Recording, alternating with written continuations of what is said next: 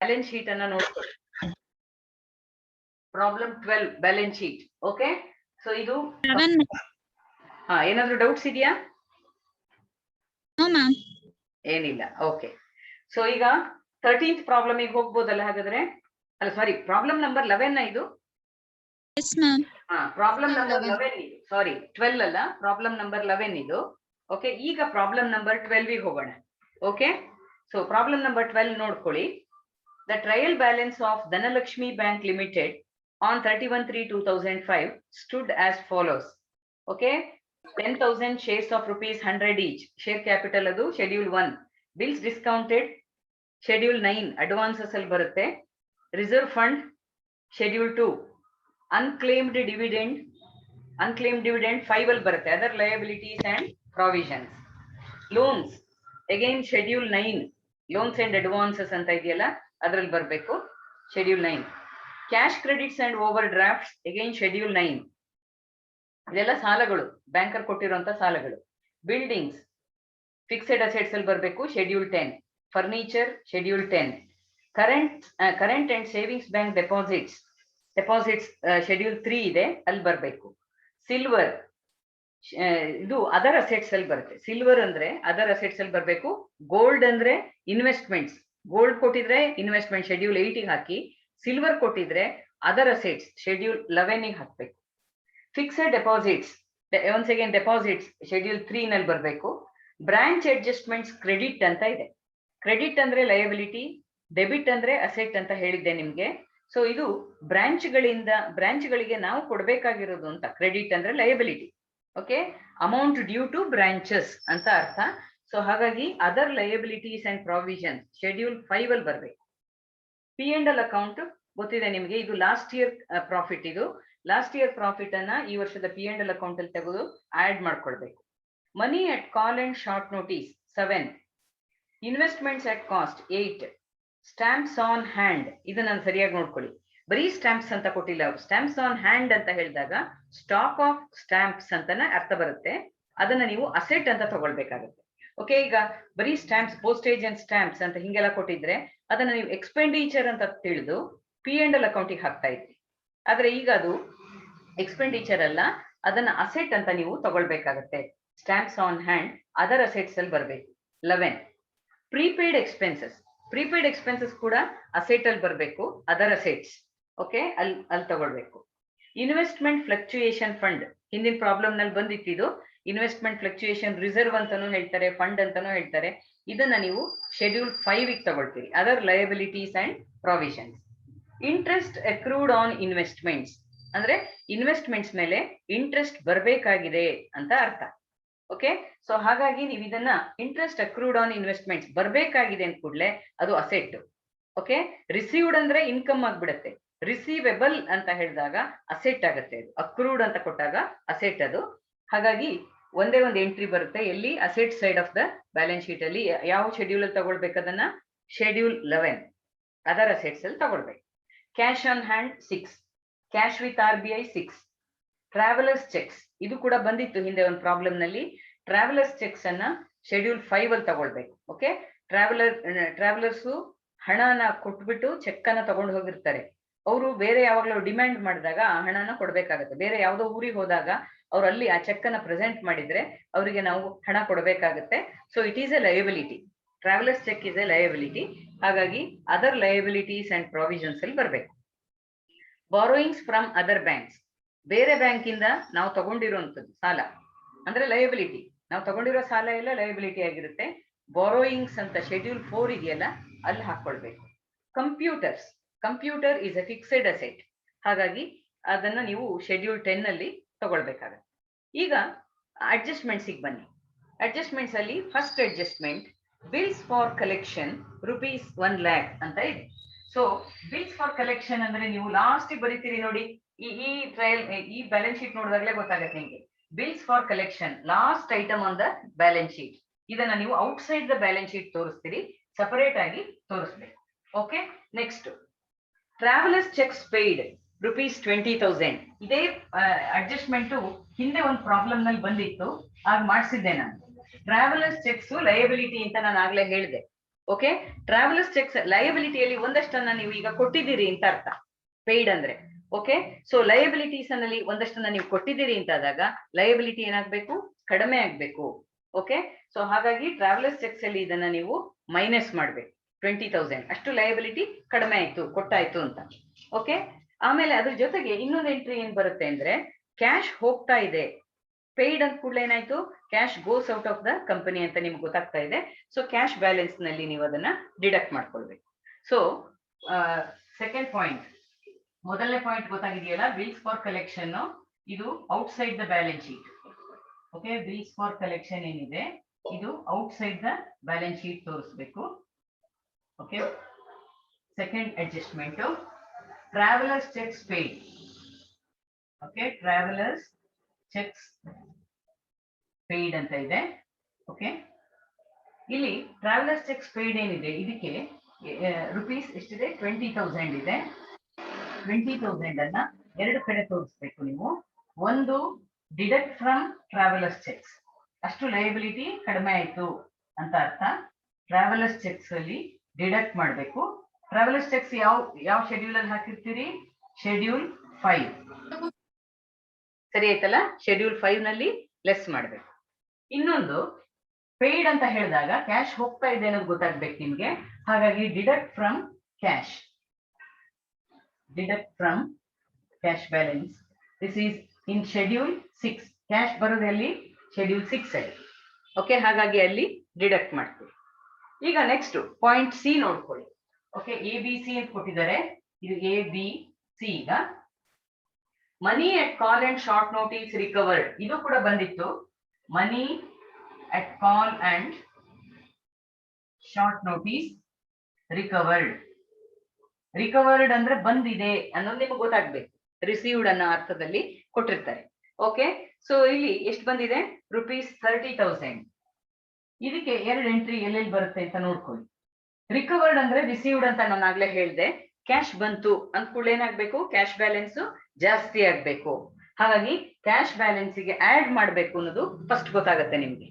Okay, ಇನ್ನೊಂದು ಮನಿ at call and short notice ಅಲ್ಲಿ ಇದನ್ನ ಅಡ್ಜಸ್ಟ್ ಮಾಡ್ಬೇಕು.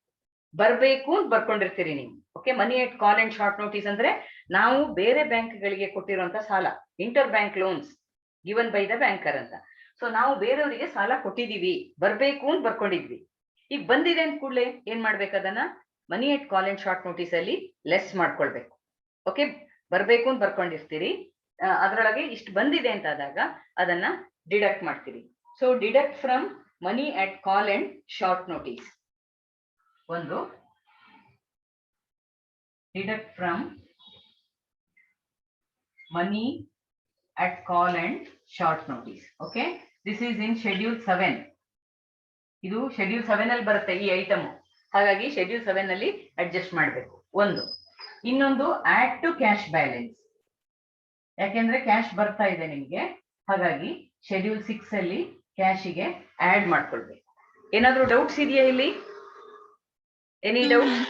ಇಲ್ಲ. ಓಕೆ, ಇದು ಆಗ್ಲೇ ಒಂದು ಪ್ರಾಬ್ಲಮ್ ನಲ್ಲಿ ಬಂದಿದೆ, ಹಿಂದಿನ ಒಂದು ಪ್ರಾಬ್ಲಮ್ ನಲ್ಲಿ ಬಂದಿದೆ. ಓಕೆ, ಈಗ ಪಾಯಿಂಟ್ ಡಿ ನೋಡ್ಕೊಳ್ಳಿ. Okay, point D, investments are to be shown at their market value of rupees 4 lakhs on 31/3/2005 ಅಂತ ಹೇಳಿದ್ದಾರೆ. ಸೊ ಇಲ್ಲಿ ನೀವು first book value of investments ಎಷ್ಟಿತ್ತು ಅನ್ನೋದನ್ನ ನೋಡ್ಕೊಳ್ಬೇಕು. ಓಕೆ, ಬುಕ್ ವ್ಯಾಲ್ಯೂ ಮೇಲ್ಗಡೆ ನೋಡ್ಕೊಳ್ಳಿ. ಟ್ರಯಲ್ ಬ್ಯಾಲೆನ್ಸ್ ಅಲ್ಲಿ ಇನ್ವೆಸ್ಟ್ಮೆಂಟ್ಸ್ ಅಟ್ ಕಾಸ್ಟ್ ಅಂತ ಕೊಟ್ಟಿದ್ದಾರೆ. ಓಕೆ, ಸೊ ಕೆಳಗಿಂದ ಒಂದು 10ನೇ ಐಟಮ್ ಇರ್ಬೇಕದು. ಇನ್ವೆಸ್ಟ್ಮೆಂಟ್ಸ್ ಅಟ್ ಕಾಸ್ಟ್ 4,50,000 ಅಂತ ಕೊಟ್ಟಿದ್ದಾರೆ ನೋಡಿ ಟ್ರಯಲ್ ಬ್ಯಾಲೆನ್ಸ್ ಅಲ್ಲಿ. So that is the cost price. ನಾವು 4,50,000 ಕೊಟ್ಟು ಆ ಇನ್ವೆಸ್ಟ್ಮೆಂಟ್ಸ್ ಅನ್ನ ಪರ್ಚೇಸ್ ಮಾಡಿದ್ವಿ ಅಂತ ಅರ್ಥ. ಸೊ ನಮ್ಗೆ ಬಿದ್ದಿರೋ ಕಾಸ್ಟ್ 4,50,000. ಈಗ ಅದರ ಮಾರ್ಕೆಟ್ ವ್ಯಾಲ್ಯೂ ಕಡಿಮೆ ಆಗಿದೆ. It has fallen down to rupees 4 lakhs ಅಂತ ಹೇಳ್ತಾ ಇದೆ. ಓಕೆ, 4 lakhs ಗೆ ಅದು ಇಳಿದಿದೆ ಅಂದ್ರೆ there is a fall in the value of investments which is a loss to the company. ಅರ್ಥ ಆಗತ್ತಾ? ನೀವು ಯಾವುದೋ ಒಂದು ಇದರಲ್ಲಿ ಇನ್ವೆಸ್ಟ್ ಮಾಡಿದ್ದೀರಿ, ಅದರ ಬೆಲೆ ಕಡಿಮೆ ಆಗಿದೆ, ಈಗ ನೀವು ಅದನ್ನ ಮಾರಾಟ ಮಾಡಿದ್ರೆ ನಿಮ್ಗೆ ಕಡಿಮೆ ಹಣ ಸಿಗುತ್ತೆ. ಹಾಗಾಗಿ ಅದೇನಾಗುತ್ತೆ, ನಿಮ್ಗೆ ಲಾಸ್ ಆಗುತ್ತೆ. ಸೊ ಈ ಲಾಸ್ ಅನ್ನ ನೀವು ಹೇಗ್ ಮಾಡ್ಕೊಳ್ಬಹುದು? Okay, just a minute. ಈ ಲಾಸ್ ಅನ್ನ ನೀವು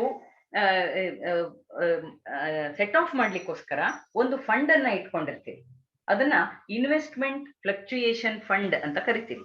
ಓಕೆ, ಇಲ್ಲಿದೆ ನೋಡಿ, ಈ ಪ್ರಾಬ್ಲಮ್ ನಲ್ಲಿ there is an investment fluctuation fund, ಅದು ಕೂಡ ಇದೆ.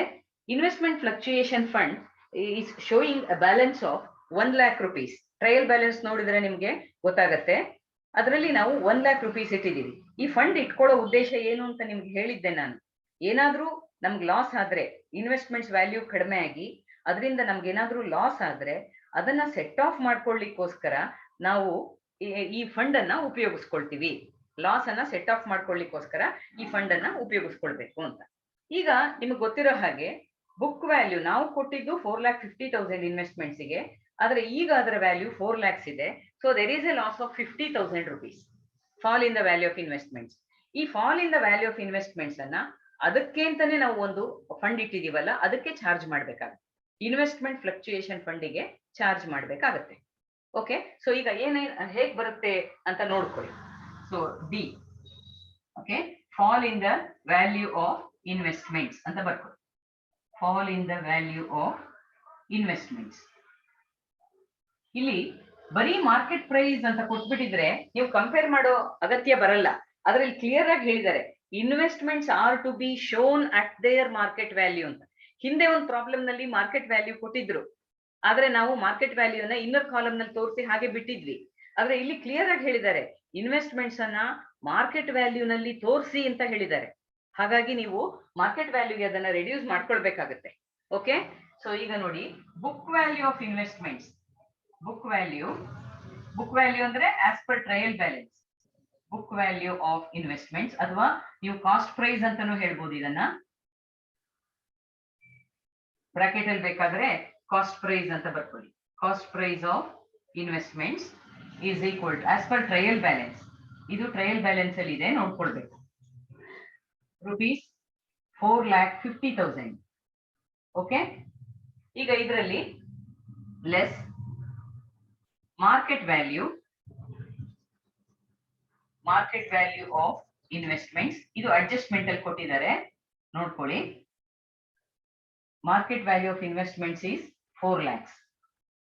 ಸೊ ಈಗ ಎಷ್ಟು ಕಡಿಮೆ ಆಗಿದೆ? 50,000 ಅಷ್ಟು ಕಡಿಮೆ ಆಗಿದೆ. There is a fall in the value of investments. ನೀವು ತಗೊಳ್ಬೇಕಾದ್ರೆ 4,50,000 ಇತ್ತು, ಆದ್ರೆ ಈಗ ಅದರ ಬೆಲೆ 4 lakhs ಇಳಿದಿದೆ. So this is nothing but fall in the value of investments.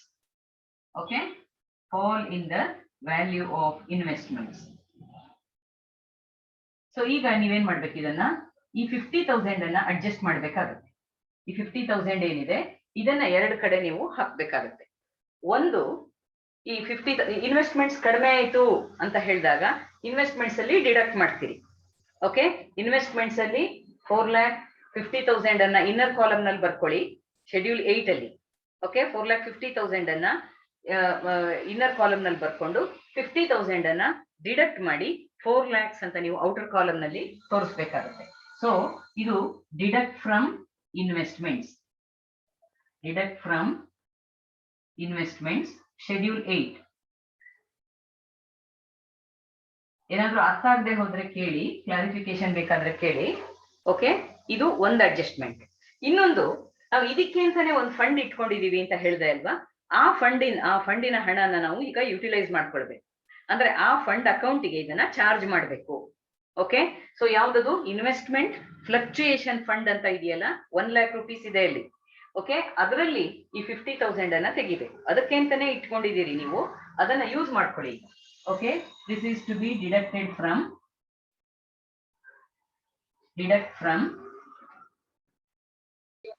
Investment fluctuation fund.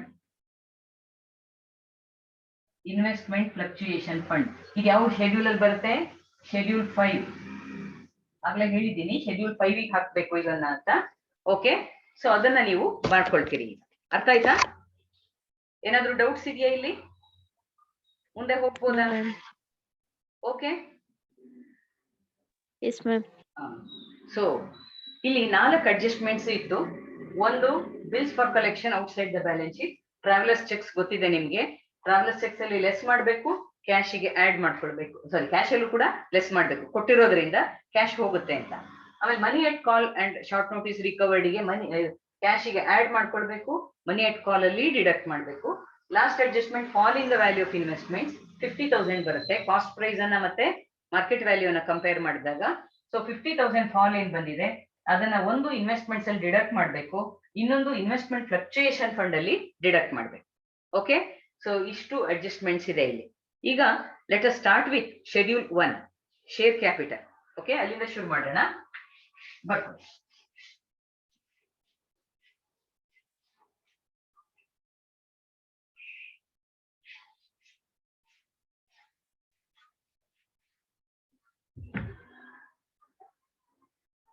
ಇದು problem number 12. Okay, schedule 1 share capital. Ma'am ಕಾಣಿಸ್ತಿಲ್ಲ.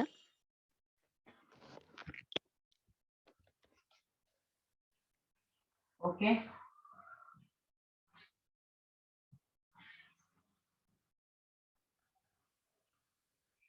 ಸೊ ಈಗ ಶೇರ್ ಕ್ಯಾಪಿಟಲ್ ಫಸ್ಟ್ ಐಟಮ್ ಇದೆ ನೋಡಿ. 10,000 ಶೇರ್ಸ್ ಆಫ್ ₹100 ಈಚ್ ಅಂತ ಕೊಟ್ಟಿದಾರಲ್ಲ, ಅದನ್ನ ನೀವು ಇಲ್ಲಿ ಬರ್ಕೊಳ್ಬೇಕು. 10,000 shares of ₹100 each. Okay, it is 10 lakhs.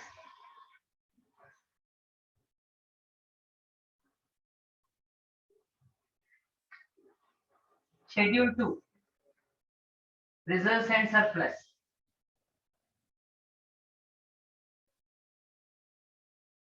Schedule 2 reserves and surplus.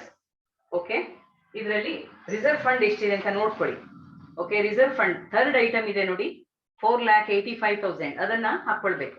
ಯಾವಾಗಲೂ ರಿಸರ್ವ್ ಫಂಡ್ ಅನ್ನ ಇನ್ನರ್ ಕಾಲಮ್ ನಲ್ಲೇ ಹಾಕೊಳ್ಳಿ. ಇದೊಂದು ಪಾಯಿಂಟ್ ಅನ್ನ ನೆನ್ಪಿಟ್ಕೊಳ್ಳಿ ಯಾವಾಗಲೂ, ಯಾಕೆಂದ್ರೆ ರಿಸರ್ವ್ ಗೆ ಪ್ರತಿ ವರ್ಷ ನೀವು ಟ್ರಾನ್ಸ್ಫರ್ ಮಾಡೋದು ಇದ್ದೇ ಇರುತ್ತೆ. ಹಾಗಾಗಿ ಇದಕ್ಕೆ ಅಡ್ಜಸ್ಟ್ಮೆಂಟ್ ಇದ್ದೇ ಇರುತ್ತೆ. ರಿಸರ್ವ್ ಫಂಡ್ ಇದು ಟ್ರಯಲ್ ಬ್ಯಾಲೆನ್ಸ್ ಅಲ್ಲಿ ಕೊಟ್ಟಿದ್ದಾರೆ. ಓಕೆ, ನೋಡ್ಕೊಳ್ಳಿ. 4,85,000 4,85,000 ಅನ್ನ ಇನ್ನರ್ ಕಾಲಮ್ ನಲ್ಲಿ ಬರ್ಕೊಳ್ಳಿ. ಈ ವರ್ಷ ಪ್ರಾಫಿಟ್ ಬಂದ ಮೇಲೆ ಅದರಿಂದ 20% ಅನ್ನ ರಿಸರ್ವ್ ಗೆ ಟ್ರಾನ್ಸ್ಫರ್ ಮಾಡಬೇಕು. Okay, it is an implied adjustment. ಅದನ್ನ ಇಲ್ಲಿ ಬರ್ಕೊಂಡ್ಬಿಡಿ. Add 20% profit transfer to reserve.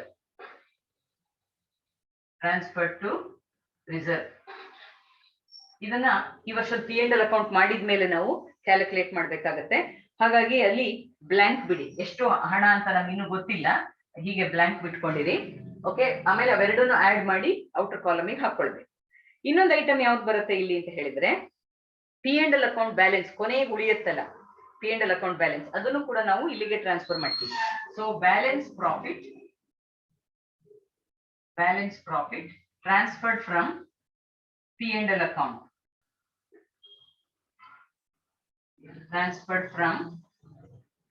Account. Okay, ಇದು ಕೂಡ ನಮ್ಗೆ P&L ಅಕೌಂಟ್ ಮಾಡಿದ್ಮೇಲೆನೆ ಗೊತ್ತಾಗೋದು. ಹಾಗಾಗಿ ಇಲ್ಲಿ ಬ್ಲಾಂಕ್ ಆಗಿರ್ಲಿ. ಓಕೆ, ಖಾಲಿ ಜಾಗ ಬಿಟ್ಟಿರಿ. ಈಗ ನೀವು ಇನ್ಕಂಪ್ಲೀಟ್ ಶೆಡ್ಯೂಲ್ ಅನ್ನ ಮಾಡಿದ್ದೀರಿ. ಓಕೆ, ಟೋಟಲ್ ಅನ್ನ ಖಾಲಿ ಬಿಟ್ಕೊಂಡು ಹೀಗೆ ಇನ್ಕಂಪ್ಲೀಟ್ ಬಿಟ್ಟಿರಿ ಶೆಡ್ಯೂಲ್ 2 ಅನ್ನು.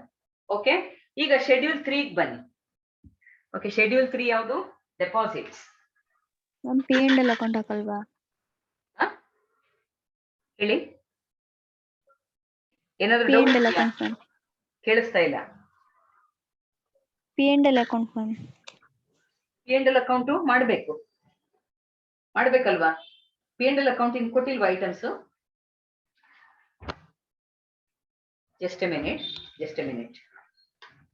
P&L ಅಕೌಂಟ್ ಕೊಟ್ಟಿಲ್ಲ ಅಲ್ವಾ? ಟ್ರಯಲ್ ಬ್ಯಾಲೆನ್ಸ್ ಕೊಟ್ಟಿದ್ದಾರೆ. All the items appear on balance sheet. Sorry. Okay, all the items that are given in the problem appear in the balance sheet. Balance sheet items ಮಾತ್ರ ಕೊಟ್ಟಿದ್ದಾರೆ. ಸಾರಿ, ಇಲ್ಲಿ ಒಂದು P&L account ಅಂತ ಮೇಲ್ಗಡೆ ಕೊಟ್ಟಿದ್ದಾರೆ ನೋಡಿ. ಟ್ರಯಲ್ ಬ್ಯಾಲೆನ್ಸ್ ಅಲ್ಲಿ P&L ಅಕೌಂಟ್ ಕ್ರೆಡಿಟ್ ಅಂತ ಕೊಟ್ಟಿದ್ದಾರಲ್ಲ, ಅದು ಎಷ್ಟು? 1,35,000 ಇದೆ ಅಲ್ವಾ? ನೋಡಿ, ಟ್ರಯಲ್ ಬ್ಯಾಲೆನ್ಸ್ ಅಲ್ಲಿ 1,35,000 ಇದೆ. ಓಕೆ, ಅದನ್ನ ನಾನು ಲಾಸ್ಟ್ ಇಯರ್ ಪ್ರಾಫಿಟ್ ಅಂತ ಹೇಳಿದ್ದೆ ನಿಮ್ಗೆ. ಐಟಮ್ ಹೇಳ್ಬೇಕಾದ್ರೆ ಲಾಸ್ಟ್ ಇಯರ್ ಪ್ರಾಫಿಟ್ ಅಂತ ಹೇಳಿದ್ದೆ. ಆದ್ರೆ ಇಲ್ಲಿ P&L ಅಕೌಂಟ್ ಅನ್ನ ಆಲ್ರೆಡಿ ಇಟ್ ಈಸ್ ಪ್ರಿಪೇರ್ಡ್. ಯಾಕೆಂದ್ರೆ ಅವರು ಬ್ಯಾಲೆನ್ಸ್ ಶೀಟ್ ಅಡ್ಜಸ್ಟ್ಮೆಂಟ್ಸ್ ಮಾತ್ರ ಕೊಟ್ಟಿದ್ದಾರೆ, ಬ್ಯಾಲೆನ್ಸ್ ಶೀಟ್ ಐಟಮ್ಸ್ ಮಾತ್ರ ಕೊಟ್ಟಿದ್ದಾರೆ.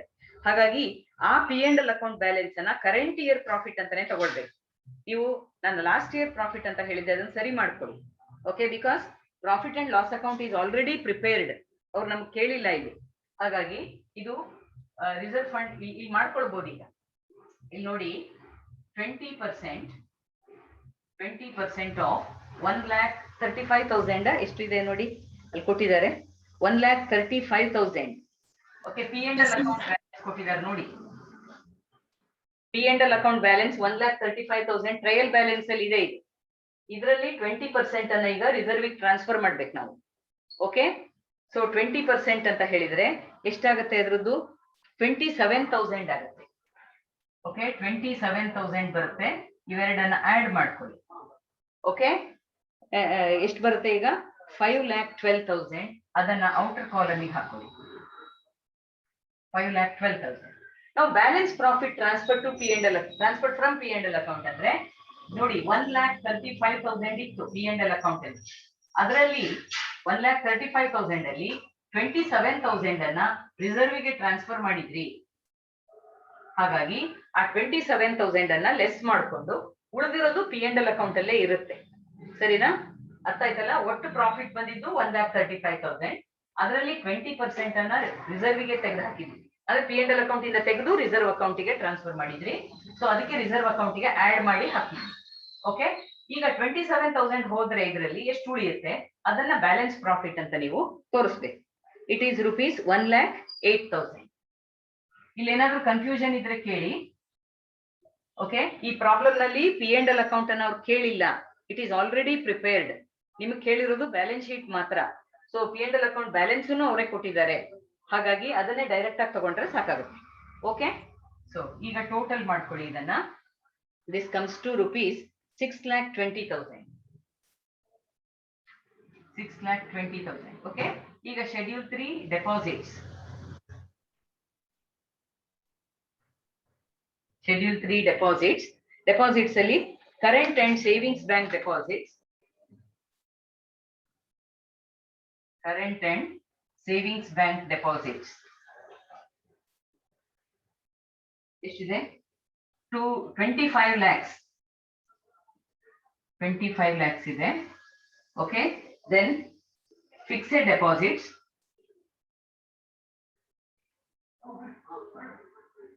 Fixed deposits 2 lakhs. So total deposits 2 lakhs or 20 lakhs adu 20 lakhs irbeku. Okay, 20 lakhs. Total deposits 45 lakhs. Okay, then iga schedule 4 borrowings.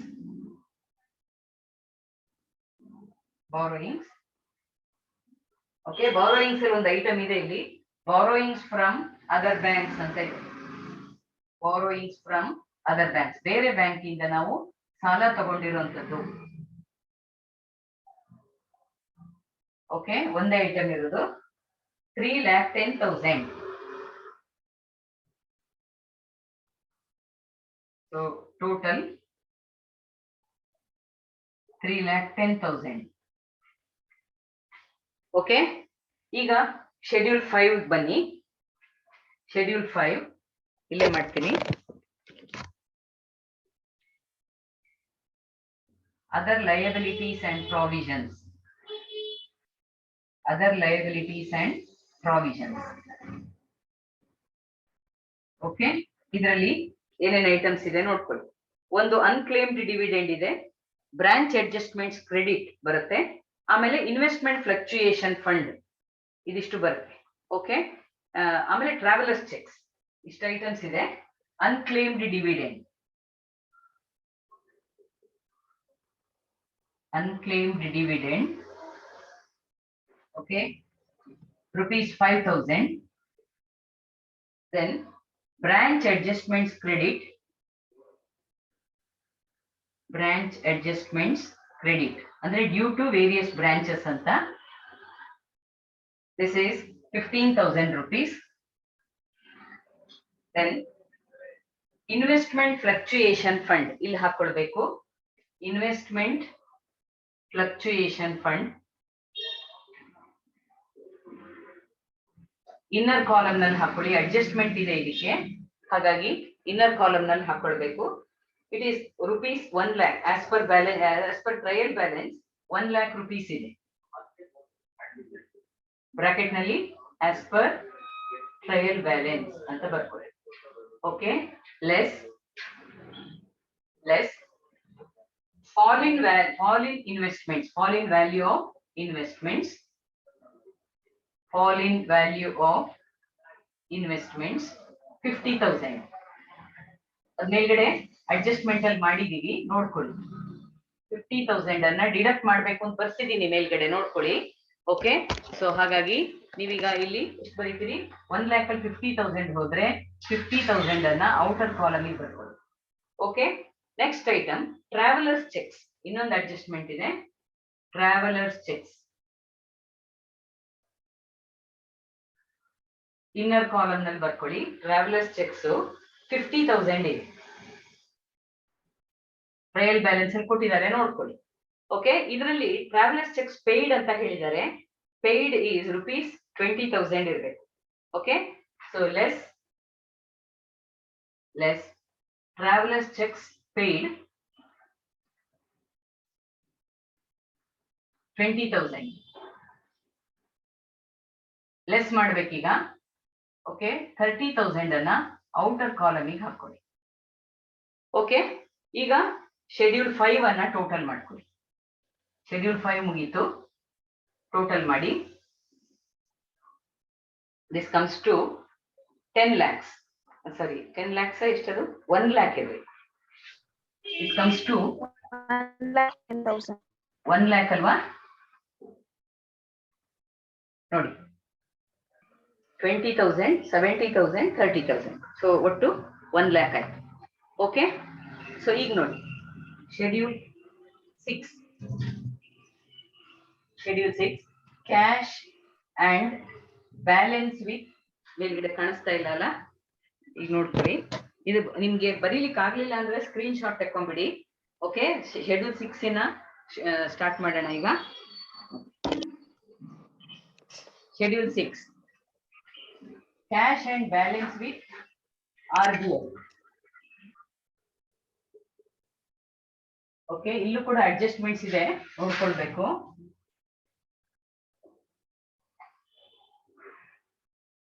Cash in hand ಎಷ್ಟಿದೆ, 2 lakhs ಇದೆ.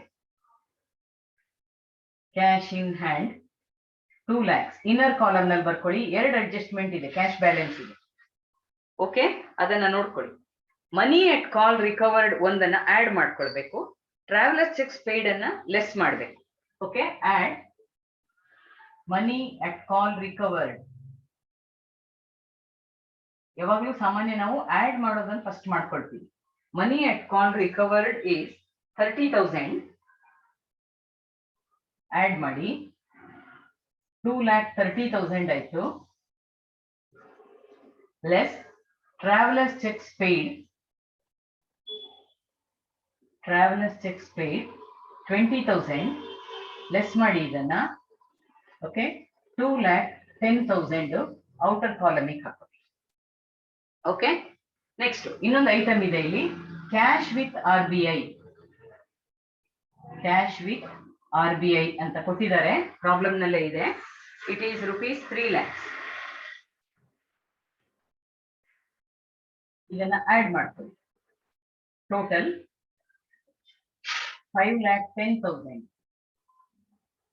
Okay, then schedule 7 balance with banks, balance with banks and money at call and short notice. Money at call and short notice. Seventh schedule idu. Okay, money at call ಅದಕ್ಕೆ adjustment ಇದೆ, ಅದನ್ನ inner column ನಲ್ಲಿ ಬರ್ಕೊಳ್ಳಿ. Money at call amount is rupees 1,50,000. Trial balance ಅಲ್ಲಿ ಕೊಟ್ಟಿದ್ದಾರೆ ನೋಡ್ಕೊಳ್ಬೇಕು. 1,50,000. ಇದರಲ್ಲಿ ಒಂದಷ್ಟು ಬಂದಿದೆ ಅಲ್ಲ, ಬರ್ಬೇಕು ಅಂತ ಬರ್ಕೊಂಡಿದ್ದು 1,50,000. ಅದರಲ್ಲಿ ಬಂದಿರೋದನ್ನ ಲೆಸ್ ಮಾಡ್ಬಿಡಿ. ರಿಕವರ್ಡ್ ಈಸ್ ಎಷ್ಟು? 30,000. 30,000 ರಿಕವರ್ ಆಗಿದೆ. ಸೊ ಲೆಸ್ ಮಾಡ್ಕೊಳ್ಳಿ. 1,20,000 ಅನ್ನ ಔಟರ್ ಕಾಲಮ್ ನಲ್ಲಿ ತೋರಿಸಿ. ಓಕೆ, ಇದೊಂದು ಐಟಮ್ ಮಾತ್ರ ಇದೆ, ಬ್ಯಾಲೆನ್ಸ್ ವಿತ್ ಬ್ಯಾಂಕ್ಸ್ ಏನು ಇಲ್ಲ ಇಲ್ಲಿ. So total of this schedule is 1,20,000. 1,20,000 total. Okay, next schedule 8 investments. ಇದಕ್ಕೂ ಕೂಡ ಅಡ್ಜಸ್ಟ್ಮೆಂಟ್ ಇದೆ. ಇನ್ವೆಸ್ಟ್ಮೆಂಟ್ಸ್. ಓಕೆ, ಈಗ ಇನ್ವೆಸ್ಟ್ಮೆಂಟ್ಸ್ ನ ಬರ್ಕೊಳ್ಳಿ. Cost price of investments bracket ನಲ್ಲಿ ಕಾಸ್ಟ್ ಪ್ರೈಸ್ ಅಂತ ಬೇಕಾದ್ರೆ ಬರ್ಕೊಳ್ಳಿ. ಬ್ಯಾಲೆನ್ಸ್ ಶೀಟ್ ಅಲ್ಲಿ ಇದ್ದು, ಸಾರಿ, ಟ್ರಯಲ್ ಬ್ಯಾಲೆನ್ಸ್ ಅಲ್ಲಿ ಇದೆ ಇದು. Okay, 4,50,000 inner column. Less fall in value. ಎಷ್ಟು ಕಡಿಮೆ ಆಗಿದೆ? 50,000 ಅಷ್ಟು ಕಡಿಮೆ ಆಗಿದೆ. ಅದನ್ನ ಡಿಡಕ್ಟ್ ಮಾಡ್ಬೇಕು. ಮೇಲ್ಗಡೆ ಬರ್ಸಿದೀನಿ ನೋಡಿ, 50,000 ಅನ್ನ ಡಿಡಕ್ಟ್ ಫ್ರಮ್ ಇನ್ವೆಸ್ಟ್ಮೆಂಟ್ಸ್ ಅಂತ ಬರ್ಸಿದೀನಿ. ಅದನ್ನ 50,000 ಲೆಸ್ ಮಾಡ್ಕೊಳ್ಳಿ. ಔಟರ್ ಕಾಲಮ್ ನಲ್ಲಿ 4 lakhs ಅನ್ನ ತೋರಿಸಿ. This is the market value of investments. ಇಷ್ಟೇ ಅಡ್ಜಸ್ಟ್ಮೆಂಟ್ ಇದಕ್ಕೆ. ಓಕೆ, ಟೋಟಲ್ ಮಾಡಿ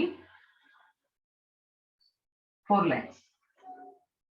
ಓಕೆ, ನೆಕ್ಸ್ಟ್ ಶೆಡ್ಯೂಲ್ 9 ಕಾಣಿಸ್ತಾ ಇದೆಯಾ? Schedule 9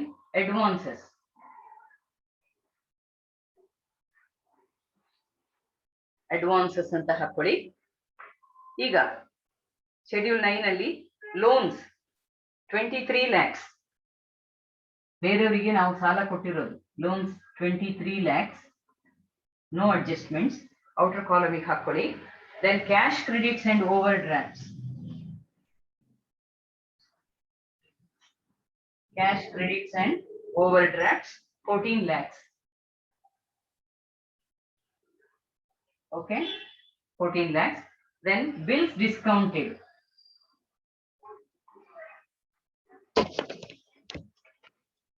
Bills discounted. This is another type of loan granted by the banker. 9 lakhs. 9 lakhs. Okay. Total advances total is 46 lakhs. Okay, 46 lakhs. Next to schedule 10 fixed assets.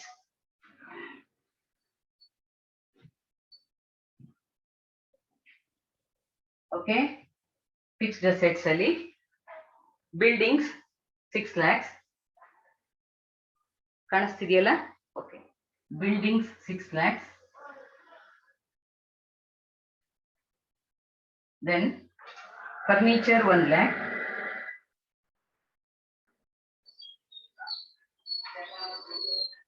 Okay, then computers 1 lakh. Computers 1 lakh. Okay, so total is 8 lakhs. Okay, this is schedule 10. Schedule 11 other assets. Schedule 11 other assets. Okay, continue ಮಾಡಿ. ಇದರಲ್ಲಿ stamps on hand 1 lakh. Stamps on hand 1 lakh. ಎಷ್ಟು ನೋಡಿ ಸರಿಯಾಗಿ?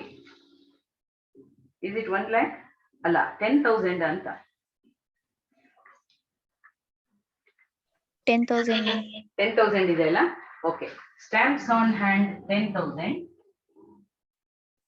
Okay, next silver 50,000. Silver 50,000. Then prepaid expenses 5,000. Prepaid expenses 5,000. Okay, next to interest accrued on investments ಇದನ್ನ ನಿಮ್ಗೆ trial balance ಅಲ್ಲಿ ಕೊಟ್ಟಿದ್ದಾರೆ, interest accrued on investment. Trial balance ಅಲ್ಲಿ ಕೊಟ್ಟಾಗ ಇದಕ್ಕೆ ಒಂದೇ ಎಂಟ್ರಿ ಬರೋದು, ಇಲ್ಲಿ ಮಾತ್ರ ಹಾಕ್ಬೇಕು. ಓಕೆ, 35,000. ಈಗ ಟೋಟಲ್ ಮಾಡ್ಕೊಳ್ಳಿ. Okay, total